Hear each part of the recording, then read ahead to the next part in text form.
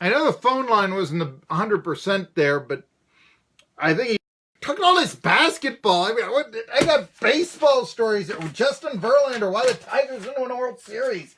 I got Kellen Winslet II maybe going to jail for the rest of his life. I mean, I got says something. It's not a knock on Birchfield. That's a knock on the press. How many times do their columns say absolutely nothing? Really, Of course, he actually likes some decisions that NASCAR has made, does Birchfield. We'll try to get to that a little bit later on.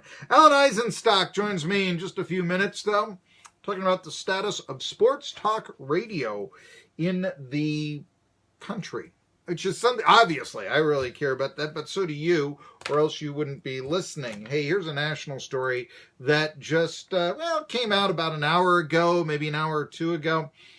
Maccagnan, for once, talking about how well South Green played in a 45-6 loss to Elizabethton. I think he's a pretty good sports writer, to tell you the truth. I think he's used to be, I believe, the assistant sports editor at the Elizabethton Star, and I think that those are talents worthy of him, or actually a job worthy of his talents. We all have written one bad article, so I mean, it's a take where, he's obviously trying to appease high school fans and all that. Anyway, I just think it's done too much in this area. Way too much. Give you an example. And we'll get to the Jets getting a new GM here in a sec. Give you an example here. And I've talked about I know just the other day, I was listening to a competitor, and it was, Albert Pujols played for the Johnson City Cardinals. No, he didn't. We do that here. We don't necessarily tell it like it is. We tell it how it's nice. In that case, it was actual bad information. I mean, it was just, it isn't even alternative facts by Kelly Conway. It's just out and out wrong. Pujols never played for the Johnson City Cardinals. Okay, I mean, just, but he came through the Cardinals organization, so he must have played in Johnson City. Well, not necessarily. This is why I want a Double-A team in the area. I mean, Happy League teams generally aren't all that good. And our players are significantly underpaid.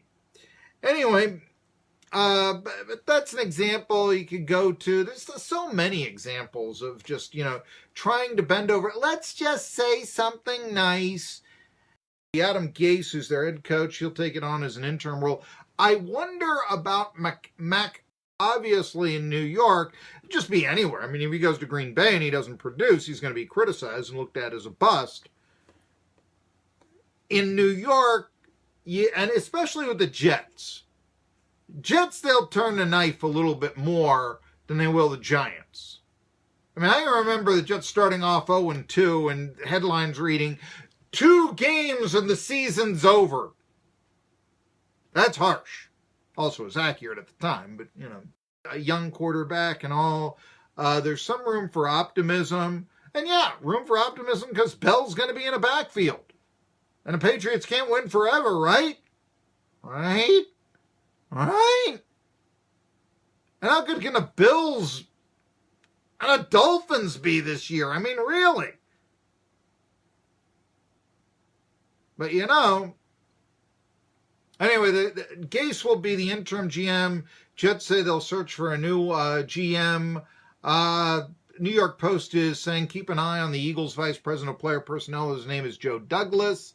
So there you go. Anyway, the Jets, they're going to have a new general manager as that chaotic franchise. Well, I mean, yeah, it's been kind of chaotic since Namath picked them to beat the Colts and win Super Bowl III. We had Bill Curry on, 50th anniversary of that game, on talking about Super Bowl III. That I really enjoyed. I thought that was our show probably at our best. And Bill Curry is just a wonderful, wonderful person to have on. And we'll get him back on college football season. I really like Bill Curry. I did a story. I used to write for Saturday Down South. And I had a chance to get in touch with a lot of great former football coaches in the SEC, be it Phil Fulmer, be it Vince Dooley, be it, be it a little bit less, but majors certainly. And what I understood is how they won, because they all had a uniqueness of their personality that really different leadership styles, but it was there.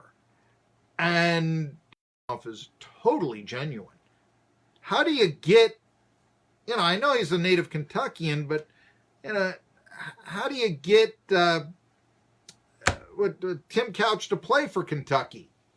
That's tough. You're a genuine coach. That's how. Tri-City Sports Now. Alan Eisenstock next. What's the state of Sports Talk Radio today?